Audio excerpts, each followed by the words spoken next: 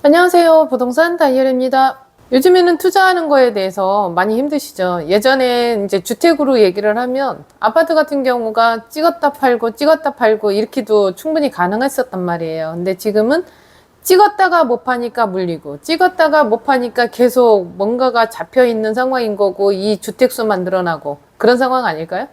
지금 상황이 어떤 흐름을 갖고 있는지 제가 있는 곳이 평택이다 보니까 지금 평택 고덕에는 어떤 흐름이 있는 건지 그리고 또 하나 또 이슈가 하나 터진 게 있어요. 그래서 끝까지 들으시면 그 부분까지도 말씀드릴게요. 그래서 이 방향을 부동산 투자하는 이 방향을 어떻게 잡을 건지 그거에 대해서 논해 보자고요. 잠시만요.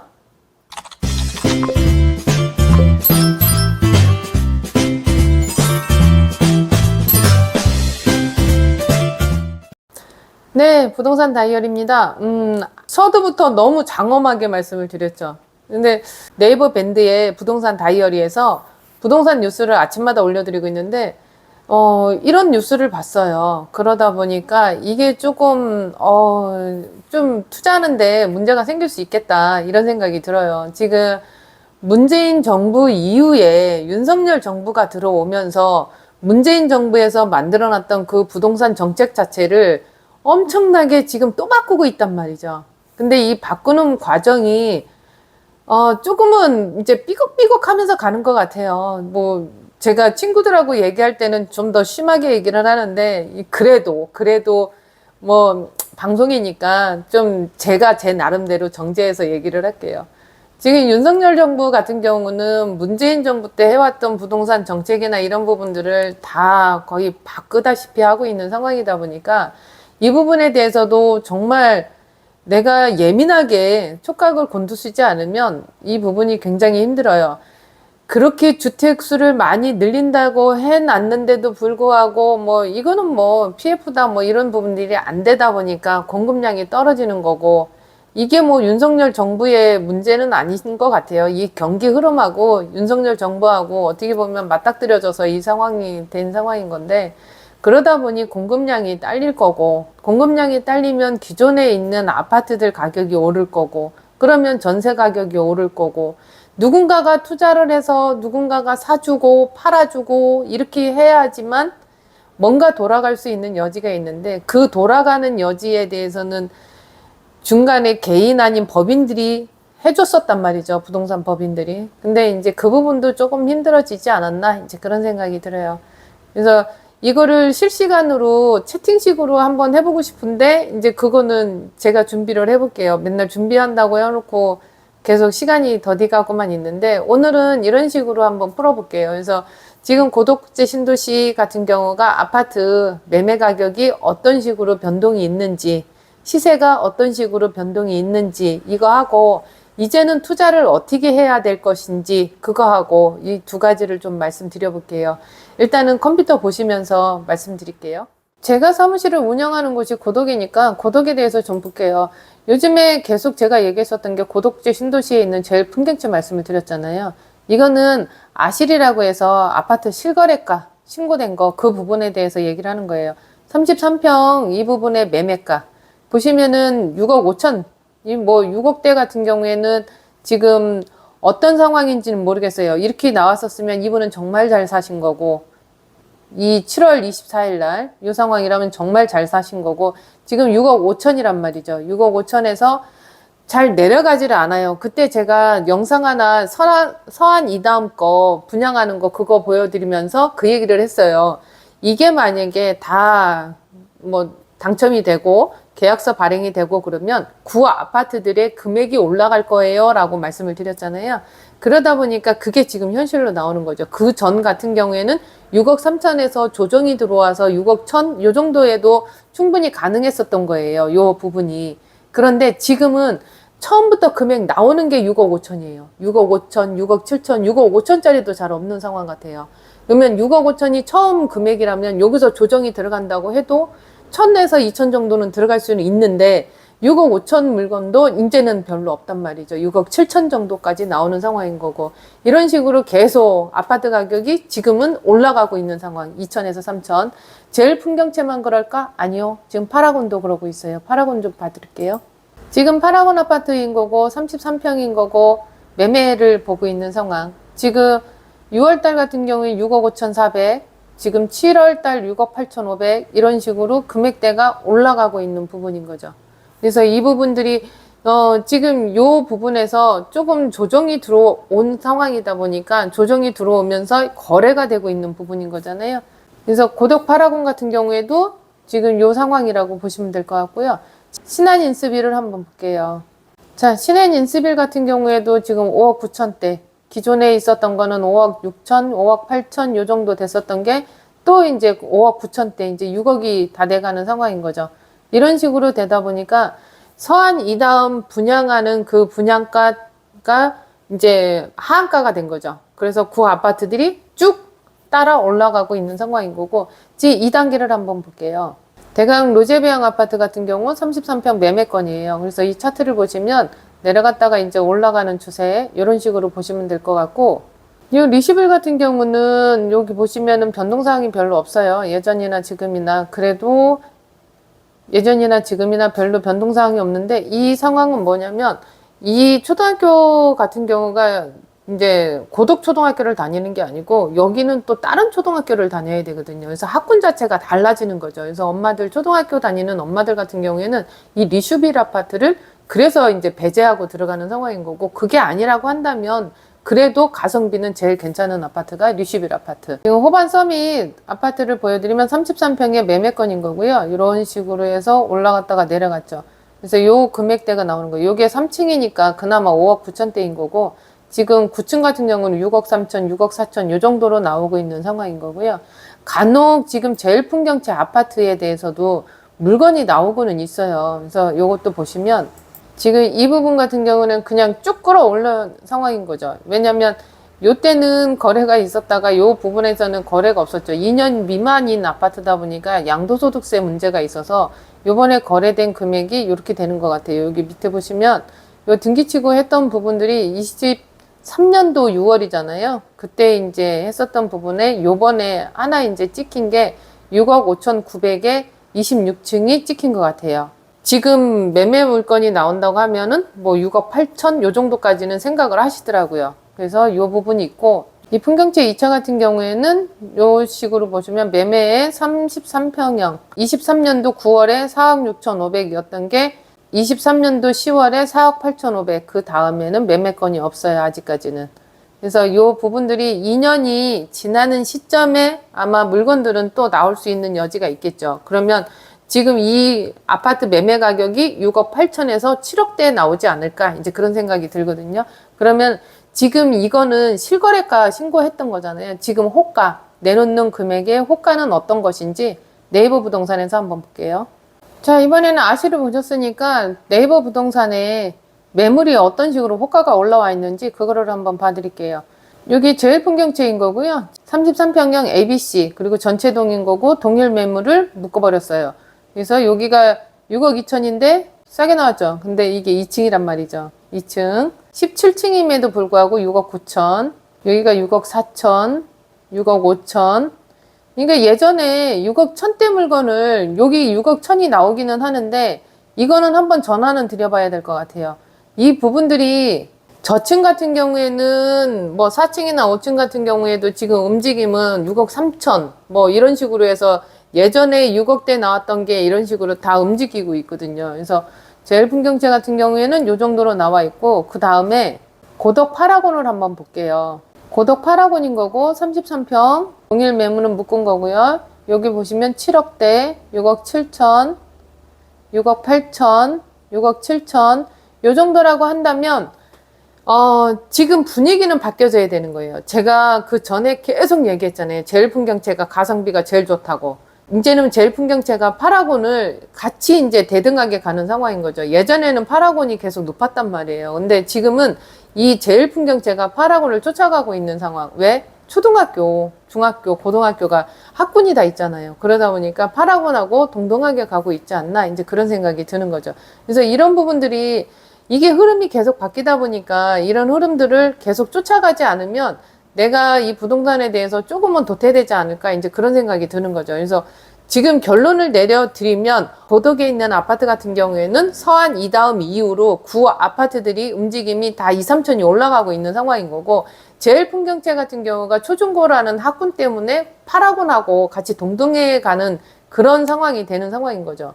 이 파라곤 아파트 같은 경우가 계속 고가를 치고 있었던 상황인 건데, 우리 고덕에서는 대장 아파트라고 얘기를 하는 부분인데, 이제는 매매에 대해서는 접근성이 좀 농후하지 않나, 이제 그런 생각이 드는 거예요. 그러면 이제부터는 투자를 어떻게 해야 되니? 라고 하는 부분이 나와야 되는 거예요.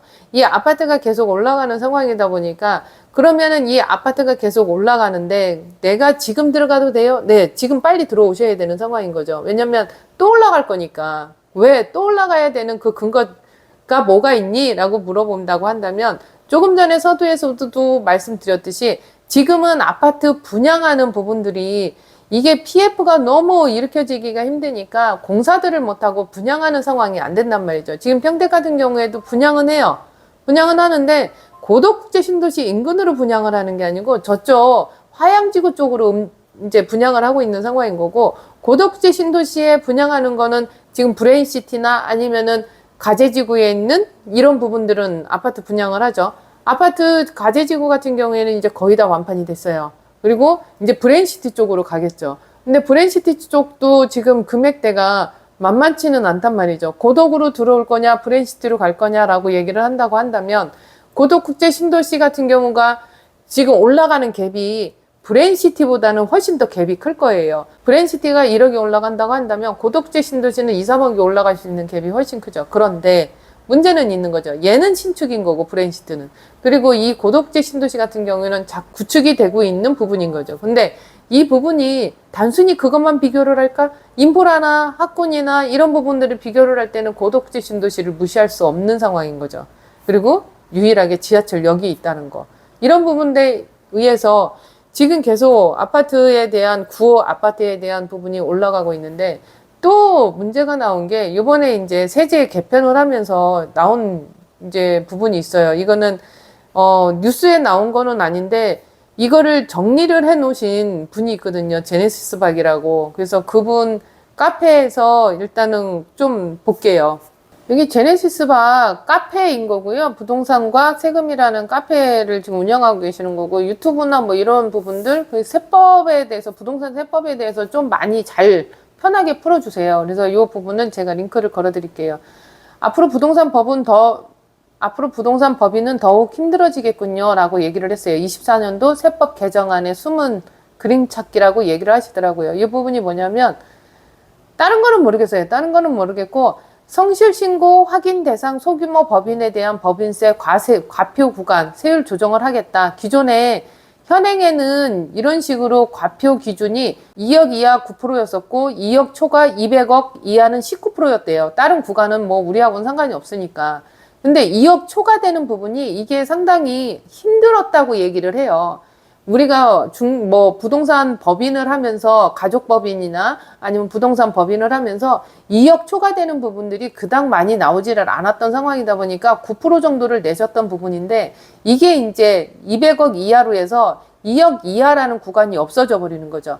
그래서 19%요 부분이 나오는 거고, 여기에 대한 조정을 하겠다. 그 다음에 이거를 모두 갖춘 법인, 지배 주주 등 지분율 50%를 초과이거나 부동산 임대업이 주된 사업이거나 부동산 임대 수입 이자 배당 소득이 매출액이 50%이거나 상시 근로자 수가 5인 미만이거나, 이 부분을 갖추기가 좀 상당히 어렵다고 얘기를 해요. 그래서 어쩔 수 없이 19%가 되지 않을까, 이런 식으로 이제 제네시스 박 강사님은 그렇게 말씀을 하시더라고요. 그래서 이 부분하고, 또 이게 개정 이유는 성실신고 확인 대상 소규모 법인에 대한 세부담 적정화라고 해서 25년도 1월 1일 이후에 개시하는 사업연도분부터 적용한다. 이렇게 적용 시기가 이렇게 되어 있다고 해요. 그리고 또 하나, 이 부분도 있다고 해요. 우리가 중소기업 등 범위 합리화해서 조특령 2조 1항에 있는 상황이라고 하는데, 중소기업 범위라고 해서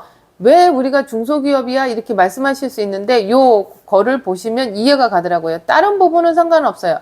근데 요 중소기업 범위 중에서 제외 대상이 소비성 서비스업은 제외를 시켰다고 해요. 근데 개정안에 대해서는 이 서비스업이 들어갔죠.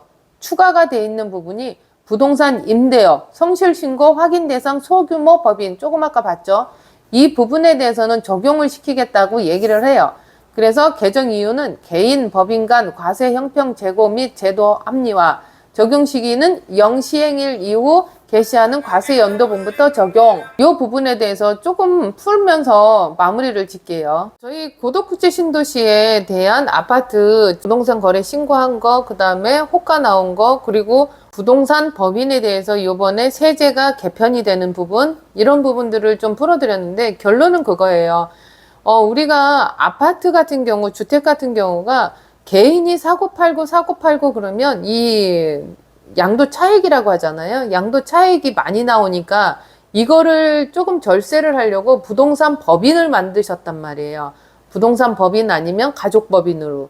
그런데 이 법인으로 해놓는 상황에서는 사고 팔고 할 때는 양도소득세를 내는 게 아니고 이분들은 법인 소득세를 냈었단 말이죠. 그런데 이 부분에 대해서는 소득세를 내기는 하는데 이게 너무 많이 내는 거죠. 취득세부터 달라요. 개인 같은 경우에는 주택수에 따라서 내가 1.2%를 낼 거냐, 뭐 8%를 낼 거냐, 12%를 낼 거냐 이렇게 나오는데 법인 같은 경우에는 무조건 12%부터 시작되는 거죠. 그리고 6월 1일 날 내가 보유하고 있는 부분에 대해서는 부동산 종합소득세를 내야 되는데 이 부분도 우리 개인하고는 또 달라요. 그리고 양도 부분인데 이제 소득세라고 하죠. 법인 소득세. 법인 소득세를 냈을 때 조금 아까 보여드렸듯이 구간이 또 달라지는 거잖아요. 갑자기 19%가 나오는 상황이다 보니까 어떤 게 더 맞냐에 따라서 이 부분은 생각을 한번 해보셔야 되는 부분 같아요. 이게 정확하게 인지가 안 돼 있는 상황이다 보니까 지금 만약에 부동산 법인을 갖고 계신 분들 같은 경우에는 한 번 더 세무사님하고 정확하게 판단을 해서 뭔가 행위를 할 때 뭐 취득이나 양도나 이런 거 행위를 할 때도 항상 세무사님하고 상담을 하셔서 진행을 하셔야 되는 부분, 예전하고는 달라졌다고 계속 말씀드리는 거예요. 근데 이게 적용하는 게 지금 당장 적용이 들어간 거는 아니니까 그 부분에 대해서는 미리 준비를 해두자는 거죠. 그리고 지금 부동산 법인을 개설하시려고 하시는 분들, 그분들 같은 경우에도 생각을 좀 많이 하고 해야 되지 않을까, 이제 그런 생각이 드는 거죠. 그래서 이런 부분들이 가면 갈수록 더 옥죄에 있는 상황이다 보니까 뭔가 내가 투자를 하려고 해도 예전처럼은 그렇게 갭을 크게 볼 수 있거나 양도 차익을 크게 볼 수 있거나 이런 부분은 아닌 것 같아요. 주택으로 봤을 때는. 그러면 부동산 같은 경우가 주택만 있는 게 아니잖아요. 여러 가지 흐름에 있고 여러 가지 물건들이 다양하게 있으니까 그 흐름에 맞춰서 진행을 해 봐야 되는 상황이겠죠. 그렇죠? 그래서 이제 그런 부분들은 계속 제가 영상을 촬영하면서 올려드릴 테니까 제 영상을 계속 봐주시면서 이 부분에 대해서는 같이 한번 풀어보자고요. 그리고 조만간에 제가 실시간 영상을 한번 찍어보도록 노력을 해볼게요. 그래서 이 부분을 같이 하면서 뭐 소통할 수 있는 그런 공간을 하나 만들어 놓는 것도 괜찮을 것 같아서 그렇게 한번 진행해 볼 거고요. 네이버 밴드에 부동산 다이어리 치고 들어오시면 제가 채팅방을 열어드렸거든요. 거기서 이제 저희 같이 소통을 하셔도 될 것 같고, 그래서 요 부분은 조금 제가 이제 부동산 업에 있다 보니까 너무 답답하더라고요. 답답한 나머지 찾다 보니까 이거를 조금 알려드려야 되겠다 그런 생각이 들었어요. 부동산 법인을 하게 되면 이런 부분들이 좀 바뀌어지는 겁니다 라고 해서 알려드리고 싶어가지고, 제가 뭐 조회 건수가 그렇게 많이 나오지는 않지만 어느 누군가는 보실 거 아니에요. 그래서 이런 부분들을 올려드렸으니까 한번 참고해 봐주시고요. 그 부분에 대해서는 항상 세무사님하고 상담해 봐주시는 게 맞는 것 같아요. 그래서 이것으로 영상을 마치고요. 제가 네이버 밴드의 부동산 다이어리 운영하고 있으니까 여기 들어오시면은 제가 승인내 드릴게요. 그래서 이 부분은 같이 한번 소통을 한번 해보자고요. 어떠셨어요? 괜찮으셨으면 좋아요, 구독, 알림 설정 해주시고요. 더위 조심하시고, 이상으로 부동산 다이어리였습니다. 감사합니다.